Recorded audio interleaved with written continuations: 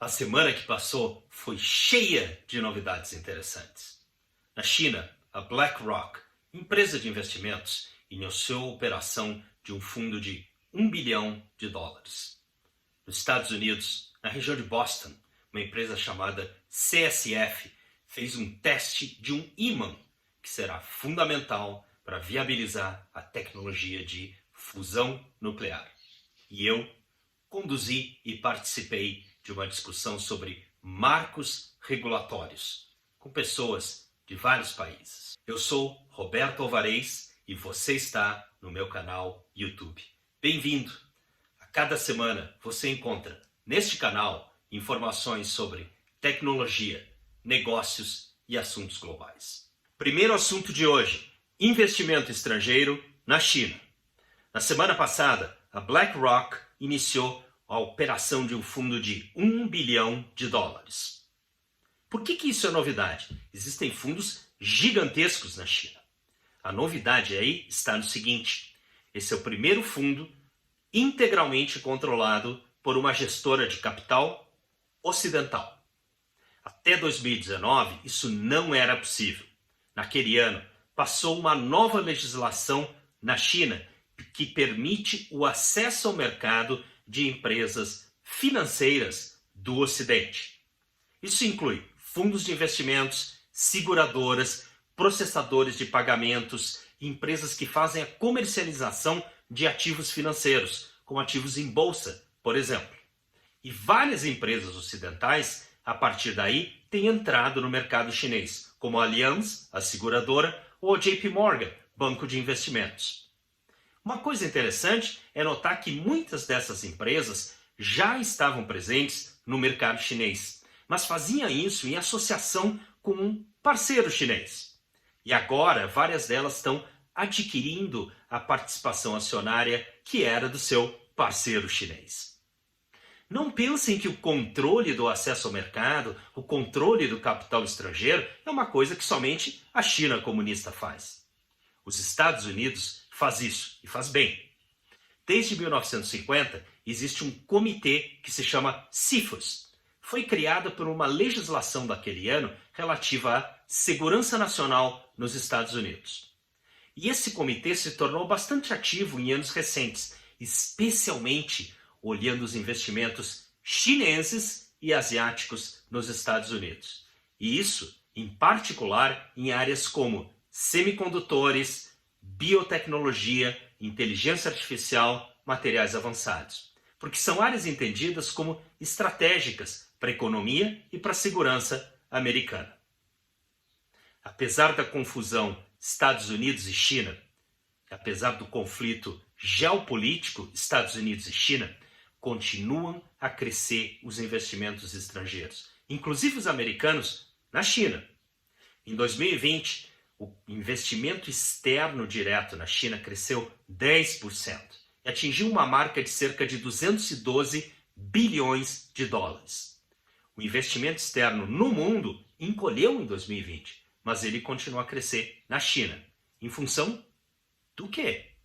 Do mercado. A China, com 1,4 bilhão de pessoas, tem um enorme mercado e cresce a sua economia a passos largos. Todo mundo quer estar presente. Uma outra coisa que a gente pode olhar e que diz muito a respeito disso é como funciona o venture capital no mundo. Em 2000, os Estados Unidos representavam cerca de 95% do investimento em venture capital no mundo.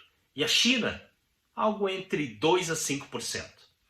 Hoje, a China representa entre 25% a 30% do total que se investe em venture capital no mundo. E os Estados Unidos entre 35% e 40%. É uma mudança significativa. A participação externa em diferentes setores da economia chinesa se dá de uma forma diferente. O que é mais internacionalizado? Onde é que tem mais dinheiro externo? Especialmente na indústria, na manufatura, na fabricação de coisas e alguma coisa de real estate, ou seja, de operações imobiliárias de construção. Em quais áreas tem a menor participação estrangeira? Especialmente na construção e em utilities, água, energia e outros serviços dessa natureza. mas é de se esperar que em todas as áreas de negócios continuem a ocorrer investimentos externos na China e cresça a participação estrangeira, especialmente em finanças. Eu já comentei aqui duas coisas que eu mencionei agora em vídeos anteriores e vou deixar os links abaixo. Uma delas é a evolução do mercado global de Venture Capital e a outra é a evolução das moedas digitais e como que a China está dando um passo à frente e, possivelmente, pretenderá dominar esse cenário no mundo. Mas o que isso quer dizer para o Brasil e para as empresas brasileiras no final de contas? Primeira coisa relativa ao país tem dois aspectos. O primeiro deles é um aspecto estratégico, de como o Brasil entende e diferencia, ou não, o investimento estrangeiro realizado no país. O Brasil é um dos poucos países que não diferencia isso do ponto da legislação. Vale a pena? Não vale? Deixo a questão para você e a gente pode conversar mais a respeito. Ainda com relação ao país, tem que se pensar nas estratégias de internacionalização. Eu já comentei aqui também, o Brasil é muito isolado do mundo. Se não estiver presente no jogo global, será cada vez menos competitivo. E para as empresas brasileiras? Conforme o Conselho Empresarial Brasil-China, existem cerca de 60 empresas brasileiras com investimentos no país da Ásia. Isso é muito pouco. Para uma economia como o Brasil, é possível fazer mais e deveria ser feito mais. Dessas empresas, a maior parte delas tem escritórios comerciais ou operações que são responsáveis pelas transações no Brasil. Por exemplo, empresas que são grandes exportadores para a China, de alimentos ou de minérios. Existem, contudo, alguns investimentos industriais importantes, por exemplo, como a WEG, mas poderia existir muito mais. E tenhamos certeza de alguma coisa, se nós não aumentarmos a exposição de negócios a esse grande mercado, cada vez mais seremos menos competitivos. Segundo assunto de hoje, ímãs. Peraí, volta, paga tudo. Segundo assunto de hoje, fusão nuclear. No dia 4 de setembro, uma empresa chamada CFS, que está baseada na região de Boston, e CFS quer dizer Commonwealth Fusion Systems, fez o teste de um ímã. E um ímã que será importante para viabilizar a tecnologia de fusão nuclear. Esse teste foi bem sucedido e não é um teste para montar uma máquina de fusão nuclear ainda, mas para montar um protótipo para fazer a prova de conceito da possibilidade de se realizar fusão nuclear e gerar energia com isso. Esse teste foi feito por uma equipe conjunta da CFS e do MIT, a universidade, o Massachusetts Institute of Technology. Existe uma grande mudança que nós todos estamos vendo na energia no mundo. Nós precisamos acelerar a transição energética. E uma das possibilidades para fazer isso seria utilizar energia nuclear. Mas existe hoje um tipo de energia nuclear, a energia que é gerada por fissão nuclear. São as usinas que existem no Brasil, nos Estados Unidos, na Europa, agora no Oriente Médio, primeira delas inaugurada nos Emirados Árabes, na China, na Coreia, no Japão, em todos os lugares. Fissão nuclear, você tem um átomo, normalmente de urânio, e um nêutron que alcança ele e explode esse átomo. E ele, então, se fragmenta e libera energia. O que o pessoal da CFS está tentando fazer é fusão. Num ambiente de alta pressão e alta temperatura, dois átomos se fundem. E nessa fusão eles criam um átomo mais pesado, mas também liberam energia. Essa tecnologia ainda não existe de forma operacional. Fusão nuclear é o que acontece no Sol. E isso acontece a uma temperatura de milhões de graus Celsius. Entre 150 a 300 milhões de graus Celsius. E é isso que a CFS está tentando fazer aqui na Terra. Esse primeiro passo é um passo muito importante.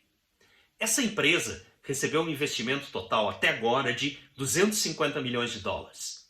E até pelo início da conversa, você já deve ter notado. E até pelo tipo de projeto, com certeza você notou. Isso é fronteira da técnica e intensivo em pesquisa e desenvolvimento de tecnologia. A CFS foi investida por uma empresa que se chama Breakthrough Energy Ventures. Que empresa é essa? É um fundo de venture capital baseado na costa oeste dos Estados Unidos, e eu acho que em Seattle, que foi criado por um cara chamado Bill Gates, em conjunto com outros, Jeff Bezos, Richard Branson, Ray Dalio, são investidores dessa empresa, e que tem uma lógica de investir não no app que chama táxi, mas em tecnologias transformadoras da energia e, portanto, na nossa capacidade de fazer coisas mais sustentáveis. Eles receberam investimento de 250 milhões de dólares. Esse experimento foi do dia 4 de setembro, mas também na semana passada aconteceu algo muito interessante. Na costa oeste existe também a National Ignition Facility, nos Estados Unidos, dentro de um dos laboratórios nacionais americanos, que são mega estruturas, com milhares de cientistas altamente qualificados. O NIF, National Ignition Facility, é uma máquina construída, é um amplificador de lasers. Fachos de lasers são amplificados e convergem para um único ponto, para atingir uma temperatura de milhões de graus Celsius. Foi feito um teste muito próximo de atingir o ponto de fusão nuclear no NIF.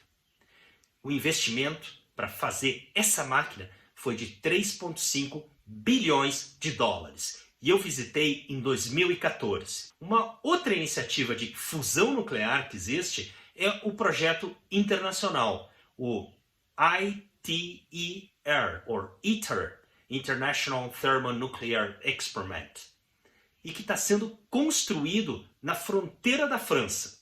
Eu tive a oportunidade de conversar há uns 2 anos atrás, 3 anos, com Bernard Bigot, que era o diretor da agência nuclear francesa e agora é o diretor do ITER. Quanto é que custa essa máquina para fazer a fusão nuclear que está sendo montada na França? Estima-se que hoje o orçamento já esteja em 20 bilhões de euros. E é possível que isso chegue a cerca de 40 bilhões de euros. O ITER é um projeto internacional, foi constituído por um acordo entre países. O Brasil foi convidado a participar. Não pôde. Por quê? Falta dinheiro. Tem algumas coisas interessantes para a gente olhar aqui. Primeiro, é que nós precisaremos de novas fontes de energia no mundo. A fusão nuclear pode ser uma delas. A segunda coisa é que existe um modelo novo apresentado por uma empresa como a CFS. Vejam isso, o ITER está custando cerca de 20 a 40 bilhões de dólares para ser construído. Aí, a CFS levantou um investimento de 250 milhões de dólares. São diferenças muito grandes. Qual é a questão? Será que tem como empresas baseadas em venture capital fazerem coisas intensivas em ciência para gerar grandes resultados? Moonshots? É uma boa questão.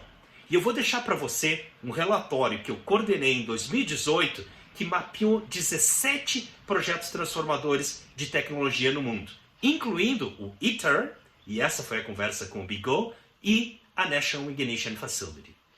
E para o Brasil, o que esse negócio significa? Nós vivemos hoje uma enorme crise energética. O modelo de geração elétrica do Brasil é um modelo que não se sustenta hoje e não se sustenta num cenário de mudança climática. A mudança do clima está mudando os regimes hídricos no país e no mundo. E a nossa demanda por energia está em crescimento. Nós precisaremos de novas soluções. Uma das alternativas para geração de energia no futuro pode ser a geração nuclear. Mas o Brasil está fora desse jogo. É um jogo que requer quantidades maciças de investimento ou talvez requer um tipo de arranjo de venture capital que a gente não tem no Brasil. A gente tem investimentos em coisas muito baseadas em software ou asset light. Seria muito difícil fazer no Brasil uma coisa como a CFS está fazendo nos Estados Unidos. Para quem estiver curioso sobre como funciona ou funcionará o ITER e a solução da CFS, eu vou deixar um link, que é um link do ITER a respeito do tokamak, que é a máquina, e o nome vem de uma sigla em russo. Não sei como está com o seu russo, o meu é 0, mas que tem uma estrutura numa forma de um donut, e no qual grandes ímãs de uma grande potência confinam uma solução ionizada de plasma. A temperatura lá dentro é de 150 a 300 milhões de graus Celsius. É muita coisa. Com certeza, essa é uma área muito quente para pesquisa, para o desenvolvimento e para os negócios. E é uma área para a qual o Brasil está fora do jogo. Terceiro assunto de hoje, ambiente regulatório. Pode parecer muito chato para você, mas é super importante. As leis, os regulamentos, as normas, os decretos, tudo aquilo que faz parte do ambiente regulatório define o que a gente pode fazer e o que as empresas podem fazer.